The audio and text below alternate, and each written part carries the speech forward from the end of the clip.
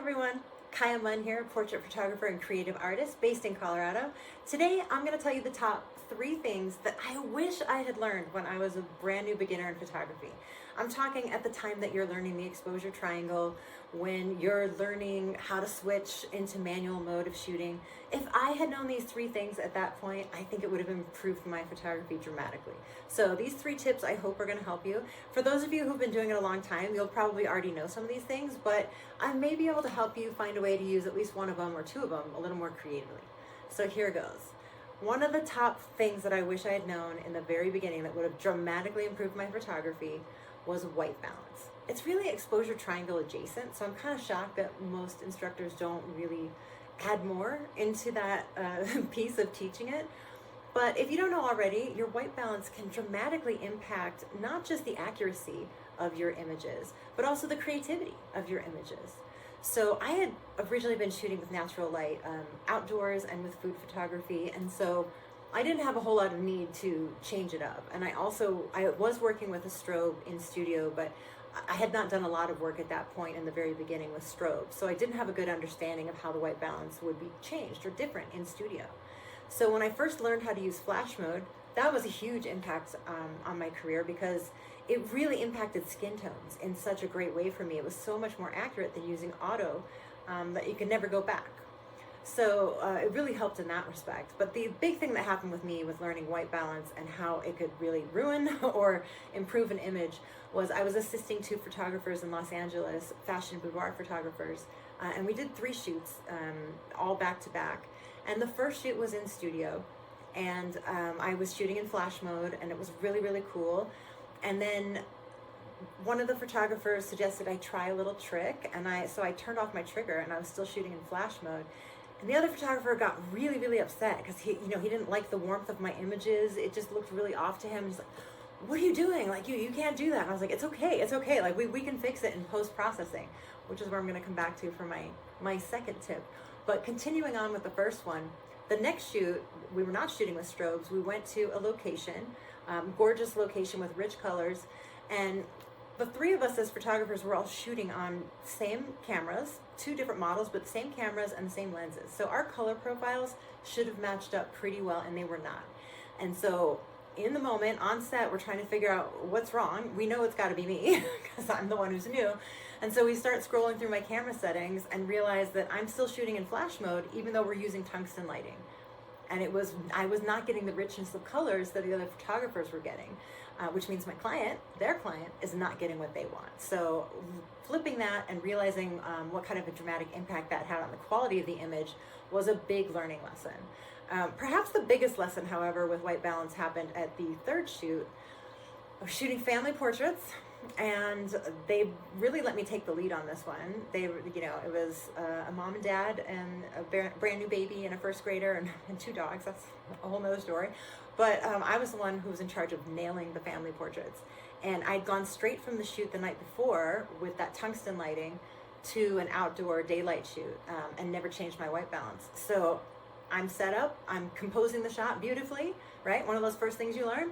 And I keep looking in the back of my camera going, why do I have blue people? Why is everybody blue? I'm looking at the sky going, yeah, it's a beautiful California sunny day with blue skies. My people should not be blue and look like the sky. And I had to go to one of the photographers and help me. Like I'm not getting it. And you can only have a baby and a 1st grader and dogs sitting still for so long. So thankfully, we scrolled back through my camera settings, and what do you know? It's the exact same problem. 3 out of 3 shoots, my white balance was not right, which is, you shouldn't have to learn it that many times, but at that point, that's when I was like, this is significant, and I need to master this immediately. Like tonight, I don't do another photo shoot without knowing exactly how to handle my white balance. So white balance can make you or break you, even if you know the exposure triangle. It really doesn't matter if your people are blue, you know what I'm saying? So I really hope that you spend some time learning how to master a great exposure that is also with the proper white balance. Now, going beyond the proper white balance is using it creatively, and this might be for those of you who've been shooting for a while. That is what I love. I love that so much. Like I play in the studio all the time, and when I show people the back of my camera, like, how did you do that? It doesn't look like what I'm looking at. And it's like, right, because I'm playing around in camera to make things look even cooler and even richer. And a lot of the times I'm doing that by manipulating my white balance. So I encourage you to play with it. You don't have to shoot the same white balance as what you're actually shooting. Give it a try. Stretch yourself and see what you can come up with, because there's some really cool combinations out there that aren't necessarily what you should be shooting in. Unlike the family portraits, nobody wants blue people, so that's just a no. But the rest of it, be creative. So I'm going to go to my second tip of what I wish I'd known. Going back to what I told you about the photographer getting angry with me in studio because my images were too yellow and he didn't like it. He thought I was shooting in JPEG. I wasn't. I was shooting in RAW. And my second tip to you that I wish I'd known in the very, very beginning is always shoot in RAW. What does that mean? You have options. You can shoot in RAW files or in JPEG images. And again, if you've been doing this a while, you know to shoot in RAW. And if you haven't, your camera might be set in JPEG right now, and I hope that you change that immediately following this video. Because RAW files are large and they can capture so much more detail, so much more information, so that when you take it into post-processing, you have an enormous amount of detail that you can work with and manipulate. But if you're shooting in JPEG, that file has already been compressed. It's a much smaller file to work with, and it will be corrupted much sooner with any kind of post-processing. Also, if you're working for clients who expect you to deliver images to them in a variety of sizes, you need to start with pretty much the largest file size you're capable of, which is RAW. And then you can work your way down, and you can export it at different sizes as a JPEG if you like. But I would implore you to immediately go to the back of your camera settings and change it to RAW. A second little bonus tip on if you're going to go in there and change it to RAW, I shoot on both Canon and Nikon, and both of those brands have options. They have 2 slots for SD cards, XQD cards. So whatever yours is using, use both. Use both, because you need a backup. I've never had a card go bad after I shot it, but the photographers I was working with, they had that happen like on a huge shoot, and I've heard many perilous stories of people doing an entire photo shoot with one card in the camera, and then if anything goes wrong, you're out of luck. So put that second card in there as a backup. Okay, so number 1 is white balance. Number 2 is making sure you shoot in RAW.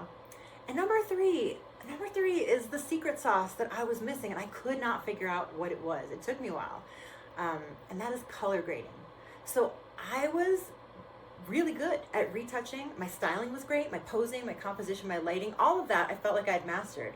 And even playing around a little bit in Photoshop with coloring, adding some stuff to the equation, I thought it was really beautiful and I was proud of it. But I would look at magazines, and I would look at some of the, the top photographers out there in the business today, and I'd look at their images side by side with mine.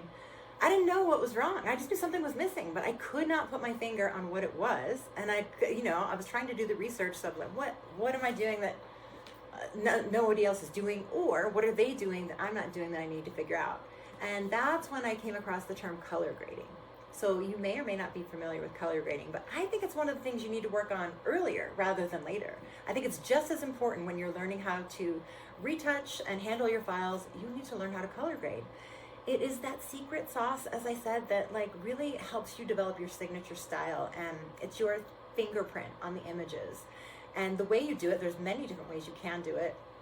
Nowadays, the software like Capture One and Lightroom, they're so advanced that you can do quite a bit of color grading within those programs. So you can choose, let's say I want to warm up the highlights and add some golden tones there, I can do that. If I want to add some blues to some cyans to the shadows, I can do that, or the midtones. You can make a lot of adjustments. If you want to switch something to a black and white, and then you want to take the red, yellow, green, take all the sliders and play with them, you can do that. The more tools you learn to be a master of in Photoshop, the better you can do. Like if you know how to use your selective color, your hue saturation, and your black and white, all of it, you can really, really impact the quality of your image and give it a really unique flavor that it might not have had, even with the little things that you did initially. So the other thing that you can do is people sell filters, they sell actions. If you're not well versed in how to do actions yet, or you don't have your own filters, that's a great place to start to learn how it can impact your images. They have them for Lightroom, for Capture One, they're actions for Photoshop that are great.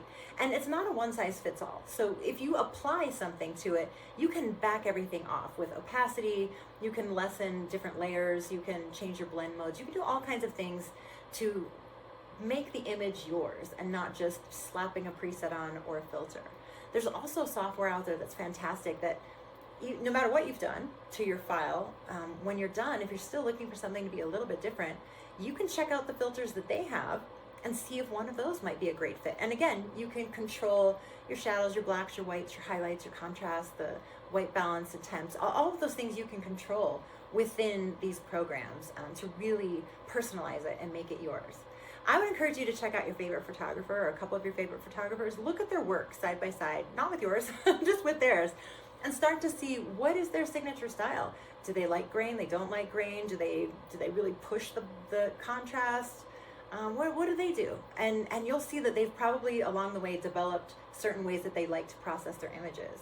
And you are going to do the same thing. You're going to develop certain ways that you love to process your images that will become unique to you, that will become a hallmark of your work. And that's what you're looking to do. But if you are looking at your work and saying, I feel like I've done everything and I love it, but it's just not that, try color grading. And I bet you're going to see some really positive results.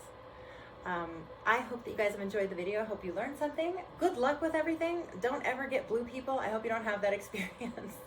And I can't wait to see what kind of amazing images you all produce. Thank you for watching. Please like and subscribe, and I will see you guys in future videos. Bye.